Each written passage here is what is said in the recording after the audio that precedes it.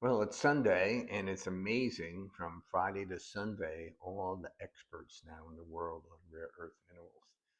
So, how do we read through what's going on here? Because all this back and forth on who did what to who and so forth, really, does it matter in the end?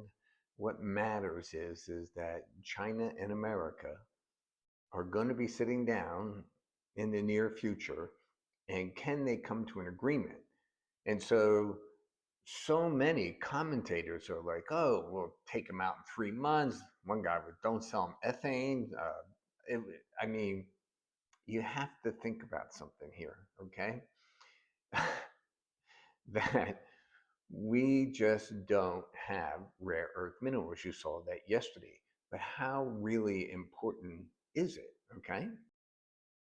Now I know Trump at 11 or 12 o'clock on Friday went nuts and said, "Oh, I can't believe they're taking on the whole world and everything." But China has a different point of view.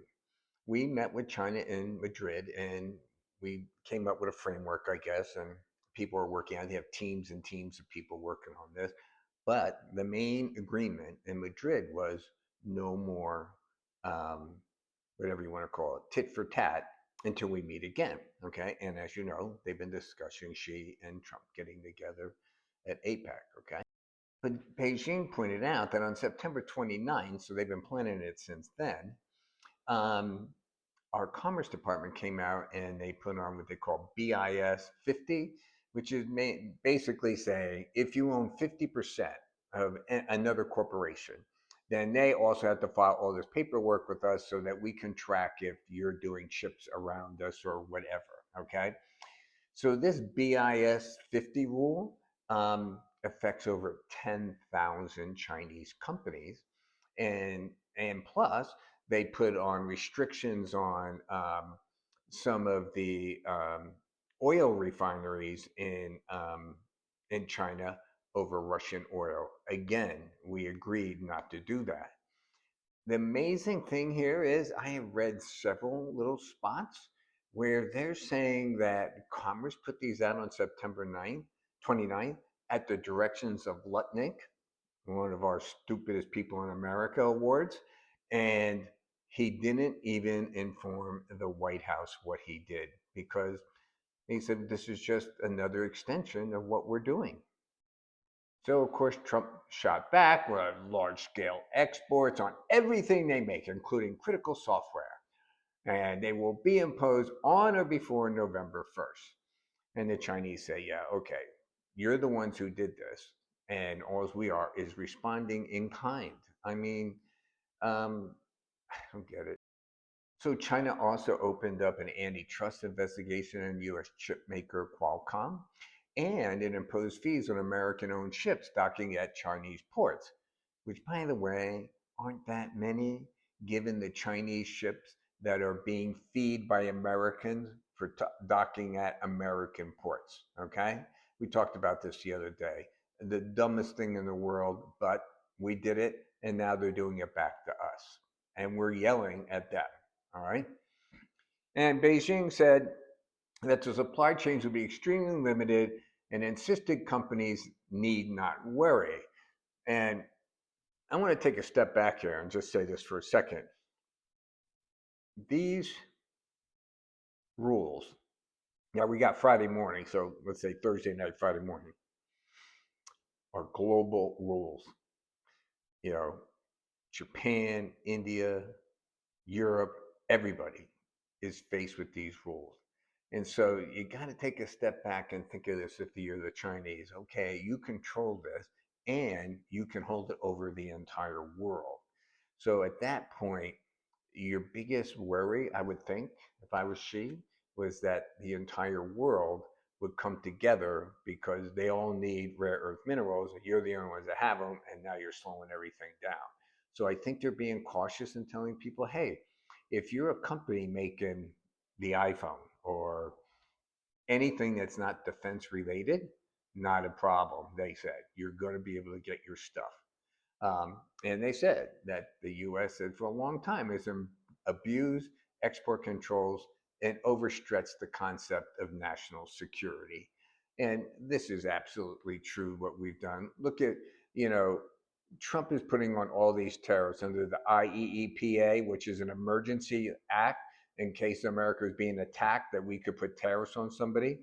And so he puts 50% on Brazil because Bolsonaro is being um, prosecuted for trying to overthrow the government. How is that under the IEEPA? That's another story that I don't even think the Supreme Court, bought and paid for, can allow him to put on these tariffs, but we'll see. So then they end, and we just talked about this. So she thinks that perfectly normal, we're just responding to what the Americans are doing to us. But we know it's serious, people. So this Pentagon announced on Friday that they're stockpiling critical minerals up to 1 billion buying spree.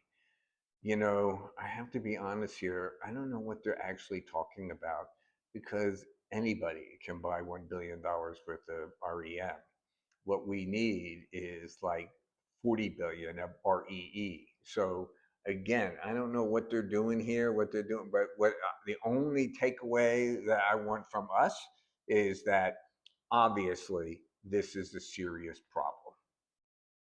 So the question is what is the difference here, right? I mean, what does this actually mean to our technology, which means to our military, which means to our ability to build chips?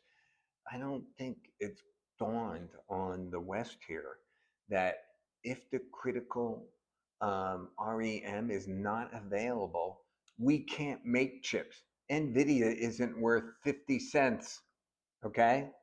Not 50 cents if you can't make a chip. It's impossible. Okay? So, what we have to decide here is how serious is this? Because we now know it's going to take us, and again, I'll give it the big thing, 5 to 20 years. I think it's going to be closer to 15 to 20, but hey, 5 to 20 years. Everyone thinks America can just turn on the lights and out we go. Okay? Well, guess what? I just don't see it happening.